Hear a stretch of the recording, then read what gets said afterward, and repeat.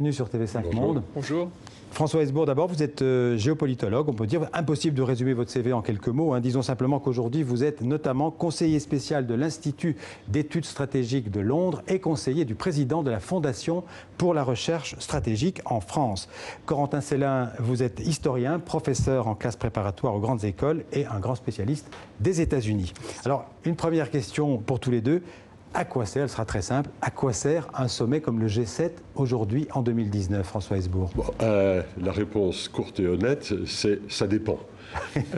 Ça dépend de Trump, Oui. on va en parler. Oui, bien sûr. Ça dépend des événements, Oui. et le mois d'août 2019 n'en manque pas. Oui. Et ça dépend, bien entendu, aussi de la capacité que les membres du G7 ont de se mettre d'accord sur les grands sujets à long terme. Oui. Et à quoi ça sert en pratique? D'abord à se renifler, Oui. on se retrouve. Et on passe quand même 40 heures ensemble. C'est, j'allais dire que c'est un peu un séminaire de cohésion d'entreprise. de cadre d'entreprise. Il y a un peu quand même ce côté-là. Ouais. Corentin Sellin, et ça, c'est important. Oui. Corentin Sellin. Oui, alors il faut aussi ajouter que tous les participants ne sont pas dans le même état et ça joue aussi beaucoup sur le résultat final. Bon, on a par exemple Monsieur Conte qui en Italie expédie des affaires courantes, dont le poids n'est pas très très fort.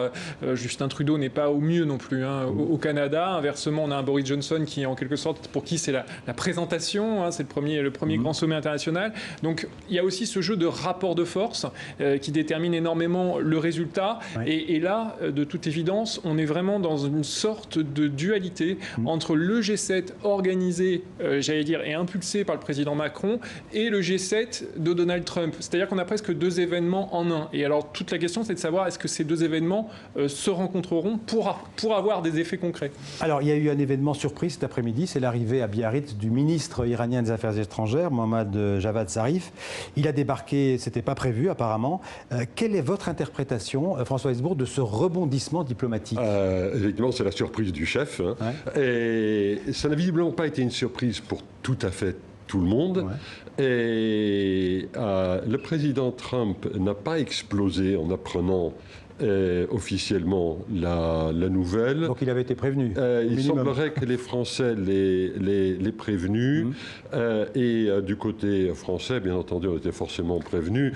Il faut quand même un peu plus de 5 heures d'avion pour aller de Téhéran. Mais est-ce que ça peut faire avancer le dossier iranien? C'est quand même le but de l'opération. Le président Macron a fait 3 allers-retours aujourd'hui entre la matinée où il a expliqué que le G7 l'avait grosso modo autorisé à entamer des négociations avec l'Iran. Et ensuite, il y a eu le démenti à la suite de propos de M. Trump.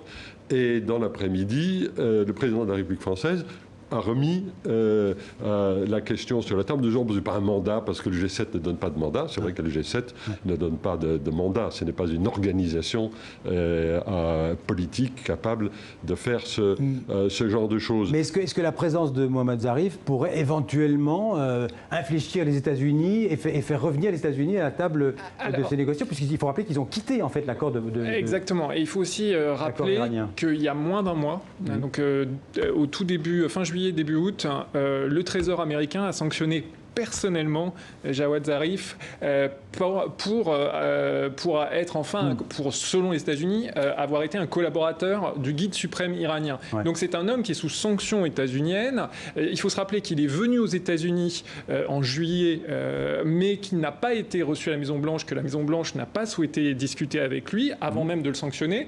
Et donc, en ce sens, c'est quand même une provocation quand même un peu pour les États-Unis que cette invitation faite par la France. Alors provocation pour obtenir quoi?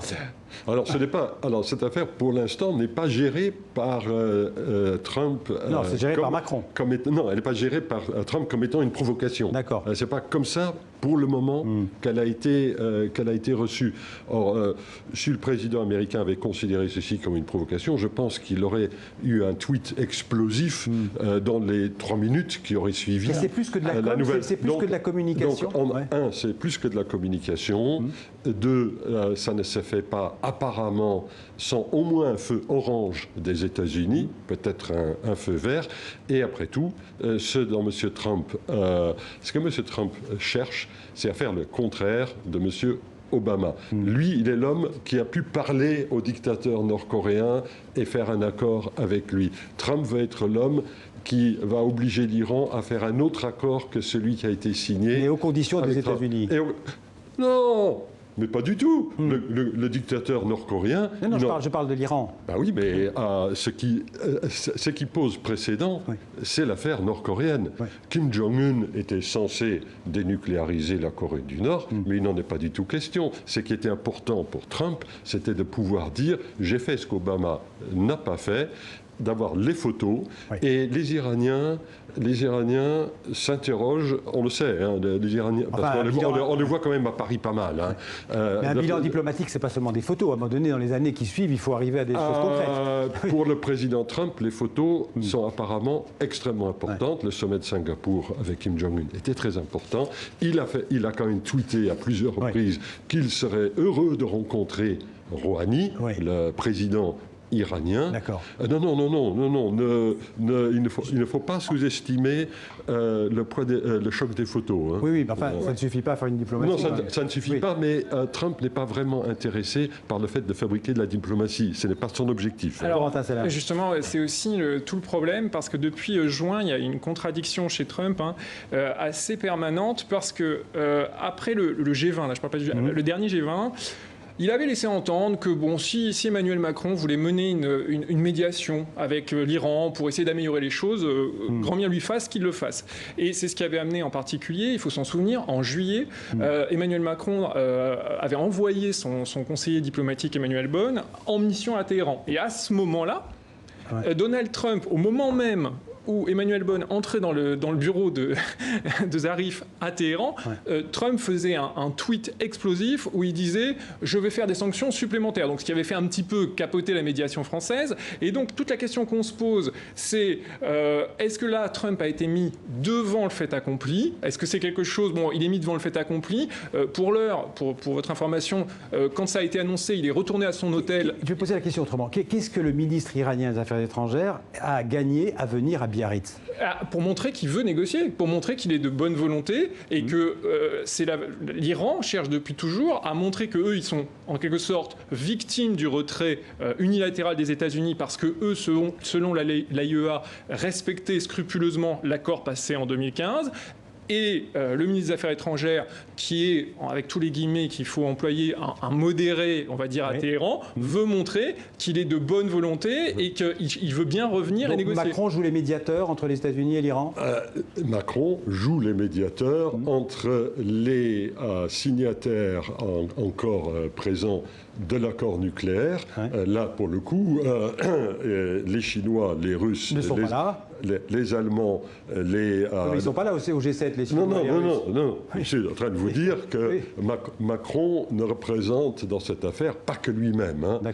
Il a quand même derrière lui la plupart des grandes puissances de la planète. Et de l'autre côté, nous avons nos amis américains avec un Donald Trump qui ne semble pas, lui, vouloir faire la guerre, mais qui veut pouvoir montrer au monde qu'il a su faire ce qu'Obama n'avait pas fait. Il y a eu beaucoup d'autres questions que l'Iran, évidemment. Et vous parlez de l'ami américain Donald Trump. On sait que Donald Trump déteste le multilatéralisme, qui lui, il fonctionne que dans le rapport de force. Qu'est-ce qu'il a comme objectif en venant au G7? On l'a vu, il a comme objectif déjà de n'agir quasiment que dans du bilatéral. Le déjeuner avec Johnson. Ensuite, aujourd'hui, il a vu Abe, il a annoncé quelque chose d'assez important, puisqu'il a annoncé que les négociations commerciales avec le Japon avaient considérablement avancé et qu'on pourrait bientôt peut-être signer un nouveau traité commercial avec le Japon. Mais à chaque fois, c'est du 1 contre 1. C'est-à-dire que lui, en quelque sorte, il vient là et il réaffirme sa conviction, sa croyance dans j'affirme la souveraineté dans du bilatéral. Et je ne crois pas du tout à la coopération multilatérale. Et à côté de ça, et c'est vraiment très étrange à voir d'un certain point de vue, on a Emmanuel Macron qui, lui, défend les vertus de la coopération, du multilatéral, et on a un peu l'impression d'avoir parfois un peu deux sommets en un. Voilà, et c'est un peu ça qui est étrange. Et Trump, lui, il poursuit son agenda, c'est-à-dire avec le rapport de force commerciale, avec faire de nouveaux traités de libre-échange, en faisant du rapport de force protectionniste, par exemple, comme là avec le Japon. Donc Trump, il fait du bilatéral dans le multilatéral. Il profite en fait de la réunion pour faire son... C'est un G7, c'est pas les Nations Unies. Oui. Il n'y a pas 193 pays. C'est plus facile. alors aussi. C'est beaucoup plus facile. Oui. C'est ce que, dans le jargon, on peut appeler du multibilatéral. Oui. Et effectivement, c'est qui avec Johnson, qui avec Abe, qui avec D'autant plus que les Macron. États-Unis accueilleront le prochain sommet du G7 l'année prochaine. Alors, c'est très important parce que ça intervient en pleine année électorale aux États-Unis, quelque part. Donc il n'a pas intérêt à faire foirer celui-ci. Alors, il a probablement pas intérêt à faire dérailler celui-ci, comme il avait fait dérailler celui de l'année dernière au Canada. Il faut quand même se rappeler que le G7 a un pied dans la tombe depuis l'affaire du Canada. Par exemple, on ne fait plus de communiqué maintenant à la sortie. Oui, il n'y aura du pas de G7, communiqué final. parce que l'année dernière, Trump l'avait grosso modo déchiré. Il s'était comporté d'une façon franchement irrespectueuse par rapport à ses pairs.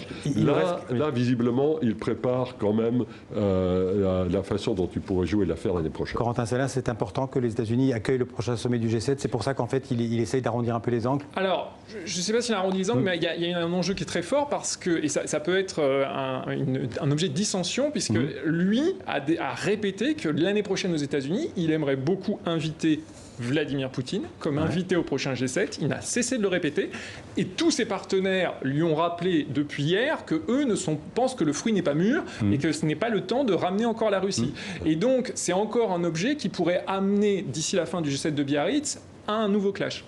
Oui, en deux mots sur la Russie. Surtout, il y a des élections aux États-Unis l'année prochaine. L'ombre de la Russie planait sur les élections de 2016. Le président Trump n'aura peut-être pas envie qu'elle plane vraiment sur celle de grand 2020. intérêt à ce que le président Poutine soit aux États-Unis pour rappeler aux Américains cette réalité. Merci beaucoup. Le temps passe trop vite avec vous deux. Corentin Sellin, François Hesbourg, merci d'être venu nous parler du G7 et aussi du rôle de Donald Trump dans ce G7.